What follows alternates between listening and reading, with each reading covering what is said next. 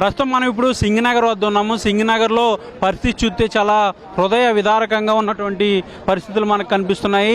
చాలా సుదూర ప్రాంతం నుంచి వరద నీటిలో పూర్తిగా మునిగిపోయి ఇల్లు కోల్పోయి సర్వస్వం కోల్పోయినటువంటి వాళ్ళందరూ కూడా కేవలం కట్టుబట్టలతోనే వాళ్ళ ఇల్లులన్నీ వదిలేసి ఇక్కడికి బయటికి వచ్చే ప్రయత్నం చేస్తున్నారు. అయితే బయటికి రావడానికి కూడా అనేక ఇబ్బందులు పడుతున్న పరిస్థితి కనిపిస్తుంది.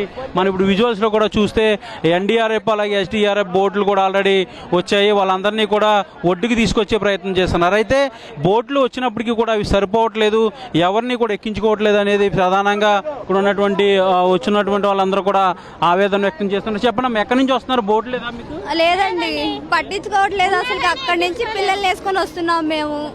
కనీసం బోట్లు వచ్చినా కూడా వేరే వాళ్ళని చెప్పేసి మనం తీసుకుని వెళ్తున్నారు. చిన్నపిల్లలు ఎలా వస్తాం ఇక్కడికి చెప్పండి? పైపుల్ రోడ్ నుంచి వస్తున్నాం. సామాన్ మొత్తం ఏమీ లేవు, మొత్తం మునిగిపోయినాయి. కాలనీ అండి. అసలు ఏం లేవండి, కొంచెం వస్తా ఉండే గానీ ఏంటంటే ముందు తాగటానికి వాటర్ అలాంటివి ఏమి లేకుండా ఉండే. కొంచెం తొందరగా ఏదన్నా కానీ పొద్దుటి నుంచి వాటర్ లేదు, మెయిన్ వాటర్ కావాలి. అసలు అట్లా బోట్సే రావట్లేదు అంట. అందరూ షుగర్ పేషెంట్స్ ఉన్నారు. మా మామయ్య గారు అయితే పేషెంట్, ఆయన పడిపోయి అక్కడే ఉండిపోయారు.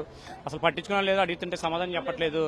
ఫుడ్ లేదు, ఎవరు సార్ లోపల సందుల్లోకే రావట్లా.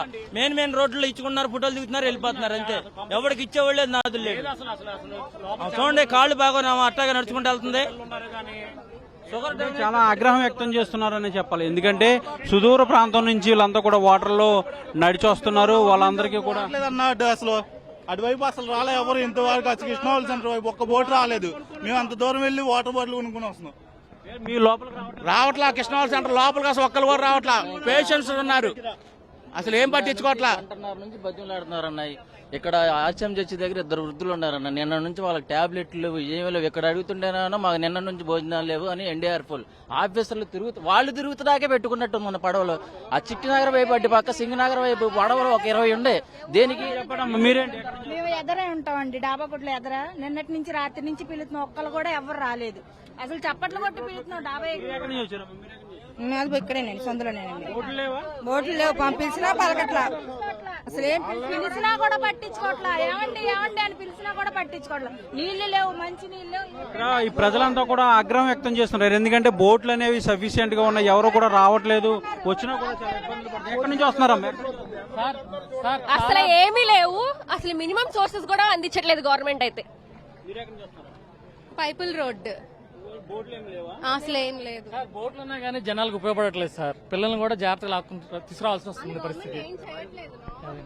ఇది మొత్తానికంటే ప్రజలు చాలా ఆవేదన అలాగే ఆగ్రహం కూడా వ్యక్తం చేస్తున్నారు. ఎందుకంటే చాలా లోతుగా ఉన్నటువంటి వాటర్, ఈ వాటర్ లో రావాలంటే చాలా రిస్క్ తో కూడుకున్నటువంటి వ్యవహారం. చిన్నపిల్లలు అలాగే వృద్ధులు, గర్భిణీ స్త్రీలు వీళ్ళంతా కూడా ఉన్నారు. వాళ్ళందరినీ కూడా జాగ్రత్తగా తీసుకురావాల్సినటువంటి పరిస్థితి. బోట్లు అంటూ కూడా ప్రకటన చేస్తున్నారు, ఎన్డీఆర్ఎఫ్ ఎస్డీఆర్ఎఫ్ అంటూ కూడా. కానీ కేవలం అధికారులు మాత్రమే తిరుగుతున్నారు తప్ప ఎవరిని కూడా ఎక్కించుకునే పరిస్థితి ఇక్కడ కనిపించలేదంటూ కూడా ఆగ్రహం వ్యక్తం చేస్తున్నారు. కెమెరా పర్సన్ అస్గర్ తో దుర్గానాయుడు, 10 టీవీ, సింగనగర్ నుండి.